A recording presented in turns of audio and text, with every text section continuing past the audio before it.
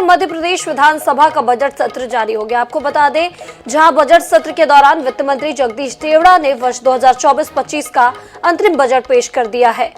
लेखा अनुदान में नए कर, नए योजनाएं शामिल नहीं होंगी। वहीं लेखा अनुदान के माध्यम से जारी योजनाओं समेत कर्मचारियों के वेतन, भत्ते, अन्य आवश्यक राशि का प्रावधान भी किया गया है। मध्य प्रदेश विधानसभा के चालू सत्र में मोहन सरकार द्वारा लेखानुदान पेश किया गया। उप मुख्यमंत्री जगदीश देवड़ा ने पटल पर साल 2024 से 25 के लिए लेखानुदान प्रस्तुत किया।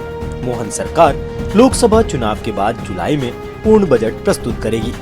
लेखानुदान के माध्यम से विभागों को अप्रैल से जुलाई 2024 तक विभिन्न योजनाओं में राशि व्यय करने के लिए आवंटित की गई है। कुल 1,45,000 करोड़ रुपए का लेखानुदान पेश किया गया। लेखानुदान के करारोपण संबंधी नए प्रस्ताव तथा व्यय के नए मद सम्मिलित नहीं हैं। इनमें द्वितीय अनुपूरक अनुमान में शामिल नई योजनाओं के लिए प्रावधान किए गए हैं। वित्त मंत्री ने कहा कि लेखानुदान द्वारा प्राप्त राशि 4 माह बाद पेश होने वाले मुख्य बजट में शामिल की जाएगी। किन योजनाओं पे ज्यादा फोकस है, किस तरह से स्थिति नहीं? जो पुरानी योजनाएं चली आ रही है सरकार की, चाहे वो लाडली बहना हो और भी जो योजनाएं चल रही है, गरीब कल्याण की योजनाएं और विकास के काम, उन पर व्यय किए जाने के लिए ये व्यवस्था अभी लेखानुदान प्रस्तुत कर रहे हैं। क्योंकि नए काम इसमें नहीं होंगे। ये 1 अप्रैल 2024 से 31 जुलाई 2024 तक के लिए 4 माह के लिए हम ले रहे हैं। नहीं, मुझे लगता है कि किसी प्रकार की कोई कमी आएगी नहीं। जो योजना है इसीलिए तो ले रहे हैं लेखानुदान, क्योंकि परिस्थितियां ऐसी है कि भाई विधानसभा का चुनाव हुआ, सरकार बनी, दिसंबर में गठित हुई, फिर लोकसभा का चुनाव है और लोकसभा में भी जो बजट आएगा वो भी जुलाई में ही आएगा।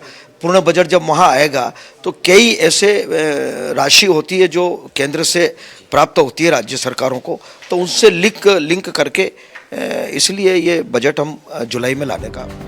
इस लेखानुदान में औद्योगिक केंद्रों के विकास, स्टार्टअप को प्रोत्साहन देने, संशोधित नीति के अनुरूप अनुदान देने, सड़क नेटवर्क मजबूत करने, एक्सप्रेसवे निर्माण को गति देने के लिए भी धनराशि का प्रावधान किया गया है। लेखानुदान के प्रमुख प्रावधान इस प्रकार से हैं। कुल राजस्व प्राप्तियां 2,52,268.3 करोड़। राजस्व कर से राजस्व प्राप्तियां 96,553.30 करोड़। गैर कर राजस्व प्राप्तियां 18,077.33 करोड़। राजस्व व्यय 2,51,825.13 करोड़। पुनरीक्षित अनुमान में राजस्व व्यय 2,31,112.34 करोड़। बजट अनुमान में राजस्व अधिक 442.90 करोड़। कुल पूंजीगत प्राप्तियां का बजट अनुमान 59,718.64 करोड़। कुल पूंजीगत परिव्यय का बजट अनुमान 59,342.48 करोड़। वित्त मंत्री जगदीश देवड़ा का कहना है कि मध्य प्रदेश सरकार मोदी की गारंटी पर काम कर रही है। अभी 4 माह के लिए अंतरिम बजट ला रहे हैं, लिहाजा कोई नई योजना फिलहाल नहीं लाई जा रही है। अंतरिम बजट सभी वर्गों को ध्यान में रखकर तैयार किया गया है। सरकार आम चुनाव के बाद जुलाई में पूर्ण बजट प्रस्तुत करेगी।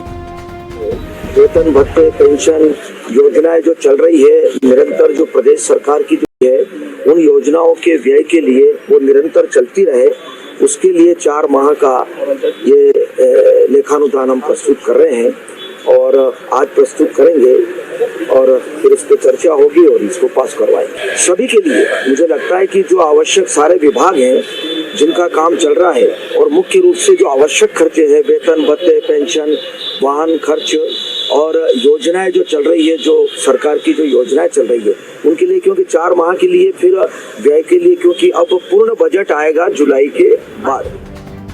वहीं नेता प्रतिपक्ष उमंग सिंघार ने कहा कि मोदी की गारंटी पूरी नहीं हो रही है। जमीन पर कुछ बदलाव दिखे तब तो हम मानेंगे कि गारंटी पूरी हो रही है। घोषणाएं पूरी होती नजर नहीं आ रही हैं। लेखानुदान में विशेष पिछड़ी जनजाति बैगा, भारिया और सहरिया बहुल क्षेत्रों में आवास निर्माण, सामुदायिक केंद्र, आंगनबाड़ी, प्रधानमंत्री ग्राम सड़क सहित अन्य कार्यों के लिए प्रधानमंत्री जनमन योजना अंतर्गत राज्यांश रखा गया है। इसके अलावा लाडली बहना को प्रतिमाह दी जाने वाली 1250 रुपए की राशि के हिसाब से 4 माह का आवंटन महिला एवं बाल विकास विभाग को दिया जाएगा। तो किसानों को बिना ब्याज के ऋण उपलब्ध कराने के लिए सहकारिता विभाग को ब्याज अनुदान योजना में राशि मिलेगी। INS न्यूज के लिए भोपाल से मनीष कांत जैन की रिपोर्ट।